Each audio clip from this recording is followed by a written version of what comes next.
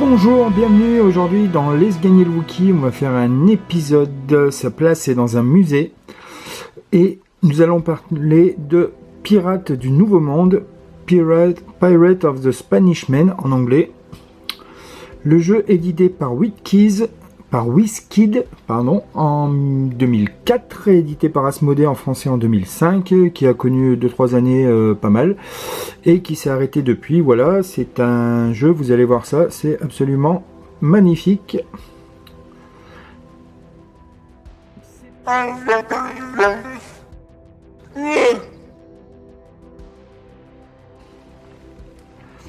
Alors, Pirate of the Spanish Men, qu'est-ce que c'est ?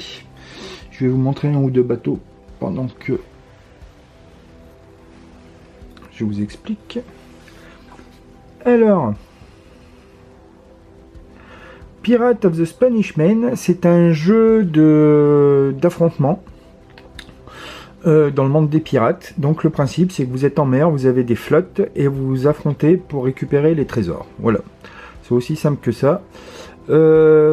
Particularité du jeu, c'était un jeu à collectionner et à construire qui se vendait en booster. Alors, j'ai un booster que j'ai gardé de l'époque, enfin un emballage de booster que j'ai gardé de l'époque. Donc comme vous pouvez le voir, hop, Pirates du Nouveau Monde, étui de jeu, contient 2 navires et des trésors et plus encore. Voilà, c'était les boosters, je ne sais plus à combien ils étaient vendus. Voilà, ça a été d'abord édité en anglais puis en français. Toutes les extensions n'ont pas été éditées en français. Mais vraiment, c'est un jeu moi qui m'a amusé, qui m'amuserait encore aujourd'hui si j'avais du monde pour jouer avec. Sachant que je suis en train de réfléchir à créer un mode solo intéressant pour jouer à ce jeu. Alors, le principe de base de Pirate of the Spanish Men, c'est très simple. Dans les boosters, on avait des cartes comme celle-là. Voilà. Donc vous voyez, on a le nom du bateau, sa valeur en points, quelques informations. Donc, hop, si je me rapproche un peu, on arrive à faire le point. On va le faire comme ça. Voilà. Donc, sa valeur en points en haut. La faction à laquelle il appartient, donc là c'est les Anglais. Son nombre de mâts, donc il a 2 mâts, son nombre d'emplacements dans la cale, sa vitesse et ses canons. Voilà. Les pièces étaient donc sur les cartes, il fallait les détacher pour assembler les bateaux. Alors, hop, je vous montre, je vous en désassemble un. Donc là on a le mât.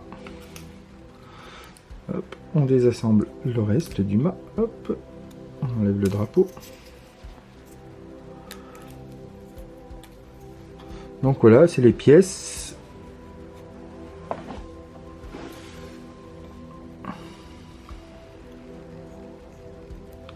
Vous voyez, c'était assez... Alors c'était assez fragile quand même. Mais bon, voilà. Donc ça, c'est l'assemblage des bateaux. Qu'est-ce qu'on avait dans les boosters? Donc on avait les cartes bateaux, comme celle-là. Des cartes avec des équipages. Donc là, c'est un capitaine. Hop. Des petits jetons équipage et puis des jetons trésors, là, que je vais vous montrer. Et on avait aussi des îles fictives, bien sûr. Et puis souvent de l'autre côté des îles, on avait tout ce qu'on peut rencontrer en mer. Donc là, c'est les icebergs. On avait du brouillard ici, par exemple. Hop, fogbank. Voilà. Et ainsi de suite. Sur certaines éditions, on avait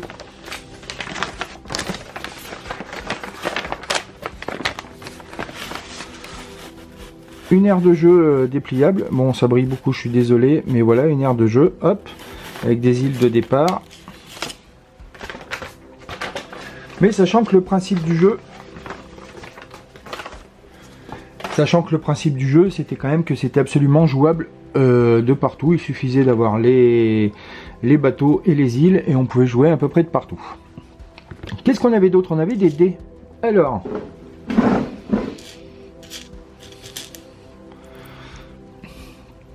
Est-ce que vous voyez la taille des dés qu'il y avait dans les boosters? Voilà, c'était pas des gros dés, mais bon, c'était dans les petits boosters. Hein. Donc forcément, il valait mieux jouer avec ses dés à soi, mais ça avait le mérite d'exister et d'avoir des dés pour jouer. On avait donc les trésors qui de dos,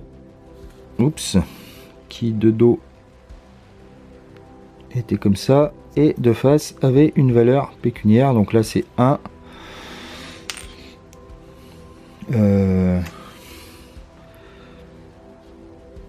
7, voilà, enfin ainsi de suite. Alors, comment on jouait au jeu? On montait sa flotte selon un nombre de points définis à l'avance par les deux adversaires. Donc on disait, je sais pas, je vais faire une flotte en 40 points. Donc on prenait les bateaux qui ont une valeur là. Je prends une carte 100, voilà, on prenait les bateaux qui ont la valeur là. On faisait une flotte à hauteur de 40 points avec la valeur des bateaux et éventuellement la valeur des équipages, puisque les équipages valaient... Voilà, là le capitaine vaut 3 points par exemple. On montait sa flotte et on s'affrontait, on définissait le nombre de trésors à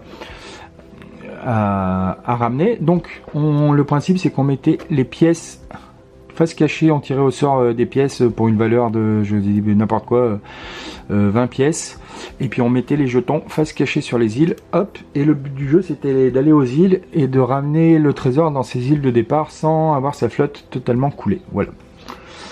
Comment étaient gérés les déplacements et les combats? Alors, c'est très simple, sur les cartes, on prenait une carte et de l'autre côté on avait un trait blanc sur le côté le plus petit et un trait rouge sur le côté le plus long. Ce qui fait que le rouge c'était le long, le blanc c'était le court, et donc c'était les portées et les vitesses de déplacement qui se résumaient à ça. Donc ce qui fait qu'on pouvait définir le déplacement du bateau. Voilà, là il se déplace, hop, il s'est déplacé en long. Voilà, là il se déplace en court. Et pour les canons qui sont... Je vais prendre un mât que j'ai déjà démonté. Il est où? Il est là. Pour les canons, comme vous pouvez le voir, en bas du canon, on a un petit dé d'une couleur, donc blanc ou rouge pour la portée. Donc blanc c'est court, rouge c'est long, avec une valeur. Et donc c'était la valeur d'attaque du mât et la portée du mât. Donc quand on tirait avec ce mât-là, il fallait faire au moins 4 sur un dé blanc. Voilà, et c'était une portée courte, une portée blanche. Voilà. Donc les déplacements et les tirs étaient tout gérés comme ça. Donc je vous remonte la carte du coup. Si ça veut bien faire le point, voilà. Donc sa vitesse à lui c'est long, rouge. Donc il y en a qui avaient plusieurs... Voilà, si je prends lui...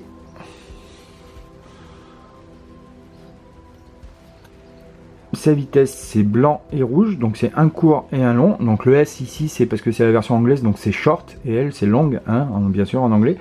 Donc lui sa vitesse de déplacement c'était un blanc plus un rouge, voilà. Et puis les canons, ben, il avait deux canons de portée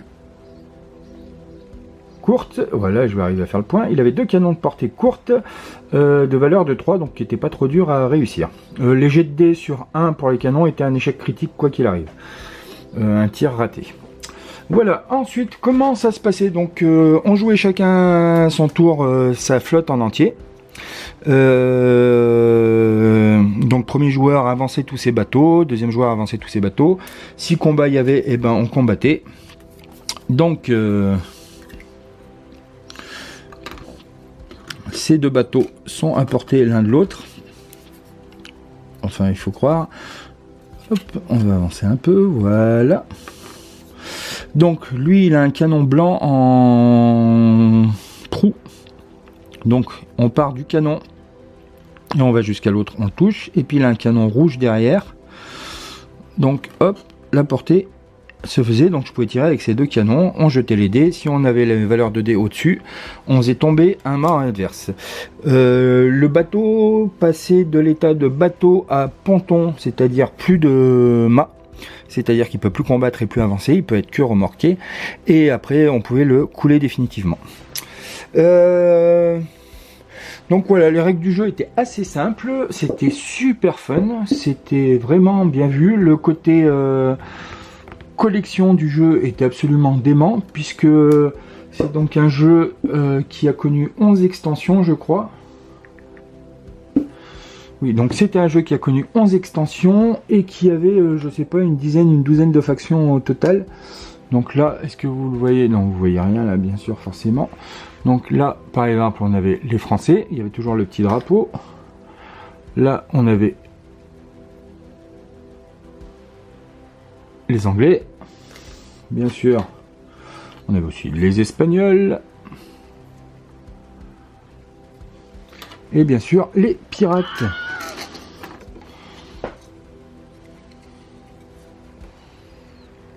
Voilà. Donc comme vous pouvez le voir, les bateaux sont quand même absolument magnifiques. C'est du plastique rigide, mais alors vraiment sur l'aire de jeu, là comme vous voyez, c'est classe. Donc les îles en relief derrière, c'est moi qui avais fait ça à l'époque, hein, bien sûr, c'était pas vendu avec. Je vous présente ma magnifique île de la Tortue, ou Tortuga Island, voilà, qui a quasiment une forme de tortue et une tête de tortue de pirate. Voilà, et j'avais ma petite île tête de mort, bien sûr. Hop. Bon, enfin bref, ça c'était mes délires de l'époque. Donc voilà, un jeu super simple, donc plein de possibilités d'action quand même, en plus du combat. On avait un bateau qui pouvait faire du mouvement. Alors faire demi-tour, c'était une action 180 degrés. C'était compté comme un déplacement. On peut accoster, on peut éperonner, on peut remorquer, on peut explorer une île. Donc il fallait aller jusqu'à l'île, hop, on récupérait les trésors. Une fois qu'on avait récupéré les trésors, on les ramenait sur son île de départ, sachant que on avait des points de soute. Donc par exemple ici, hop, est-ce qu'on voit quelque chose? Voilà, celui-là il avait 2 points de soute, donc on pouvait mettre 2 jetons de trésor, sachant que les points de soute comprenaient aussi les équipages. Donc si on lui mettait, hop, un équipage, par exemple ici un Snake, est-ce que j'en ai un en français?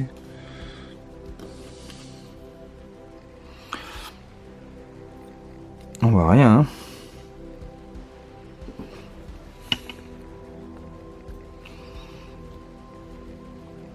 Donc là c'était un navigateur, je crois.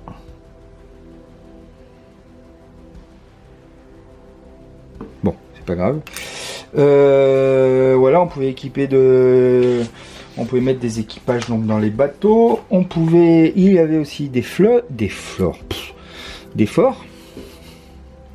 Voilà, qui marchaient un peu comme les bateaux. Ils avaient un nombre de mâts et puis à l'intérieur on voyait la puissance. Est-ce qu'on va voir quelque chose là? À l'intérieur on voyait la puissance qu'ils avaient en canon. Hop, voilà, puis un nombre de mâts. Donc pour détruire un fort, il fallait faire tomber tous les drapeaux. Enfin bref, un jeu assez simple, vraiment fun, assez rapide à mettre en place une fois qu'on avait fait ses flottes. Donc il y avait tout le côté construction de flotte avant de faire la partie qui était quand même important. Pour la collectionnite du jeu, où sont mes cartes sans... Voilà. On avait en bas des cartes, vous voyez là en rouge et là en blanc, en argenté, le numéro de la carte et du coup la couleur indiquait sa rareté. Alors, c'était marqué sur l'emballage, c'est pas super clair, mais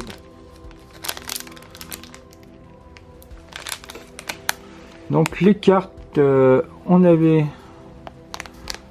vous voyez, en blanc c'était les communes. Non, c'était les trésors et les génériques. En rouge, c'était les communes. En argenté, en gris, c'était les peu communes. En doré, c'était les rares. Et je crois qu'après, il y avait encore un cran noir qui était les très très rares ou les bonus de convention et tout ça. Voilà, on pouvait faire des flottes, mais de fou. Puis comme vous voyez, les bateaux ont beaucoup de designs différents. Donc c'était quand même assez incroyable d'avoir ça sur le tapis quand même. Voilà, moi vraiment c'est un jeu qui m'a éclaté, qui était super fun. Un bon délire de je joue aux pirates. Voilà, donc j'en ai une petite collection assez importante. Là je vous ai pas mis le quart de ce que j'avais sur le tapis. Que dire de plus? C'était un peu cher, c'était à collectionner, c'était quand même un sacré budget pour se faire une flotte comme on voulait, parce que forcément les cartes rares on les avait pas tout le temps, donc il fallait acheter des boosters. Mais bon, c'était un peu le jeu quand même en même temps, et puis vraiment, mais quel jeu quoi. Simple, efficace. Je vais essayer de vous faire un plan du dessus un petit peu. Hop. Voilà, pour vous montrer un peu quand même. Donc on peut voir les cartes là.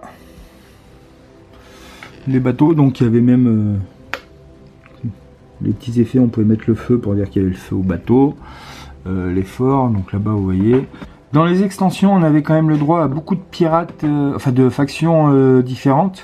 Donc on a eu les Vikings, on a eu les pirates asiatiques, on a eu les maudits, on a eu, je sais plus. Après ça s'est plus ou moins raccroché à Pirates des Caraïbes sans le faire officiellement, puisque forcément c'était pas un jeu à licence Pirates des Caraïbes. Mais voilà, enfin je sais pas quoi vous dire d'autre. Vraiment un jeu excellent, magnifique. Je vous le conseille si vous trouvez, si ça vous intéresse, si vous êtes au moins deux pour y jouer, vraiment, essayez de retrouver des cartes, des bateaux, je sais pas, et faites-vous une partie, vous verrez, c'était vraiment parfait.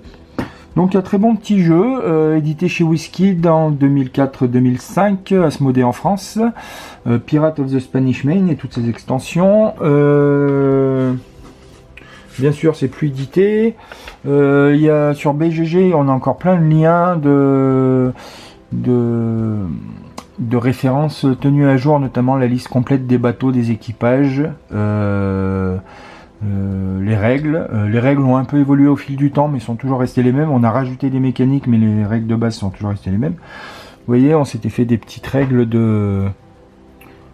C'était un peu il y a quand même 15 ans, donc pour trouver des trucs sur internet, c'était pas comme maintenant, mais on avait trouvé ça, donc on s'était fait des petites règles de déplacement, voyez, avec le blanc, le rouge.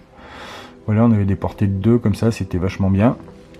Hop, on s'était fait des petites cartes aussi, directement. Voilà, on s'était fait des petites cartes aussi directement. Voilà. Je sais pas quoi vous dire d'autre, je vais faire des plans de ça parce que je trouve ça très joli, moi, personnellement. Franchement, ça m'éclate.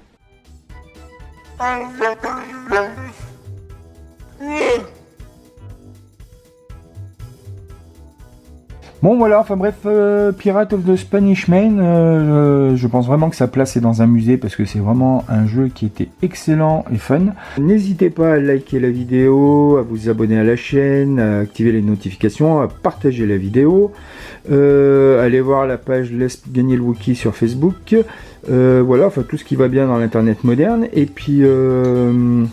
voilà, en espérant que cet épisode rétro vous a plu, et puis je vous dis à bientôt sur la chaîne Laisse gagner le Wookie. Ciao!